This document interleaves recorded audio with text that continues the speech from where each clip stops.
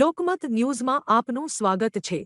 Vadodara ward number 9 વિસ્તારમાં અનોખું દૃશ્ય જોવા મળ્યું, જ્યાં યુવા કોર્પોરેટર શ્રીરંગ રાજેશ આયરે અને ભાજપ અગ્રણી રાજેશભાઈ આયરે ઉપસ્થિત રહી વિદ્યાર્થીઓને કુમકુમ તિલક કરી આશીર્વાદ આપ્યા। સીએચ વિદ્યાલય ખાતે વિદ્યાર્થીઓને ગોળ ધાણા ખવડાવી તેમનું મોઢું મીઠું કરાવવામાં આવ્યું અને આત્મવિશ્વાસ સાથે પરીક્ષા આપવા પ્રેરણા આપવામાં આવી। પરીક્ષાના પ્રથમ દિવસે જ વિદ્યાર્થીઓમાં ઉત્સાહ અને સકારાત્મકતા જોવા મળી હતી। ગુજરાત માધ્યમિક અને ઉચ્ચતર માધ્યમિક શિક્ષણ બોર્ડ દ્વારા આયોજિત ધોરણ 10 તથા ધોરણ 12 કોમર્સ અને સાયન્સ પ્રવાહની બોર્ડ પરીક્ષાનો આજથી રાજ્યભરમાં પ્રારંભ થયો છે। વડોદરા શહેર અને જિલ્લામાંથી કુલ 7268 વિદ્યાર્થીઓ પરીક્ષા માટે નોંધાયા છે। પ્રથમ દિવસે ધોરણ 10ના વિદ્યાર્થીઓ માટે સવારે 10:15 વાગ્યે પ્રથમ ભાષા વિષય ગુજરાતી, અંગ્રેજી અને હિન્દીની પરીક્ષા યોજાઈ હતી। વિવિધ કેન્દ્રો પર વિદ્યાર્થીઓને શુભેચ્છાઓ પાઠવી આવકારવામાં આવ્યા હતા।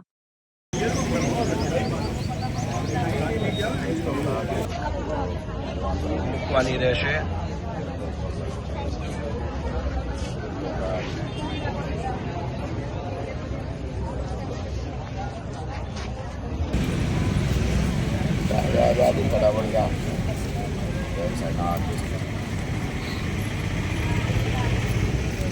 છેલ્લા 25 વર્ષથી સીએચ વિદ્યાલય પહેલાં તો જોતા હતા કે નિલેશ સાહેબ, હવે અંકુરભાઈ, એવી રીતના અલગ અલગ અમારા વિસ્તારમાં વિદ્યા મંદિર હશે, સીકે પ્રજાપતિ હશે, સાથે સાથે ગોત્રી સ્કૂલ છે અને સીએચ વિદ્યાલય તો અમે વર્ષોથી અહીંયા છે।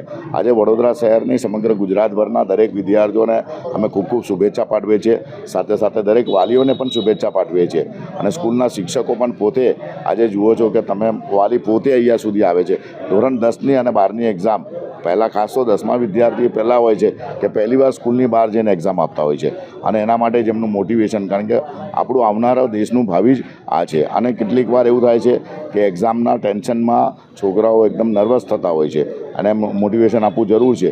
એટલે તમે જુઓ કે સ્કૂલના લોકો હશે, સાઈનાથ ચેરિટેબલ છે, ભારતીય જનતા પાર્ટીની એ સમગ્ર ટીમ છે કે જે લોકો દ્વારા ગોળધાણા છે, ગુલાબ છે, ચોકલેટ છે, પેન છે, દર વખતે સાયનાથ એજ્યુકેશન પેન તો એ લોકોને આપે છે।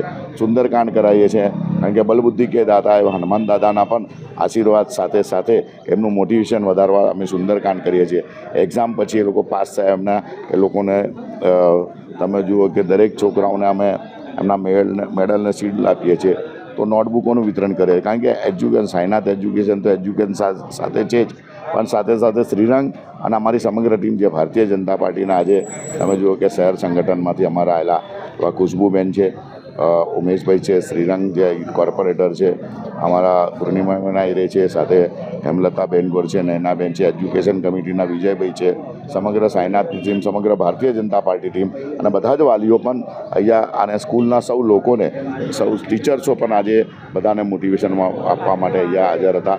દરેક વિદ્યાર્થીઓને કહું છું, નીડર આમ તો હવે પહેલાંનો વિદ્યાર્થી અને આજનો વિદ્યાર્થી બદલાયો છે। આજનો વિદ્યાર્થી એકદમ ફ્રન્ટ ફૂટ પર જ છે, બિલકુલ નીડર પણ ખૂબ મહેનત કરતો પણ છે, એટલે એને કહીને પણ એને ફક્ત મોટિવેશન આપવાની જરૂર હોય છે અને એના માટે અમે દર વર્ષની જેમ આજે આવ્યા છે। વાલીઓને બધાને ખૂબ ખૂબ શુભેચ્છા પાઠવે છે।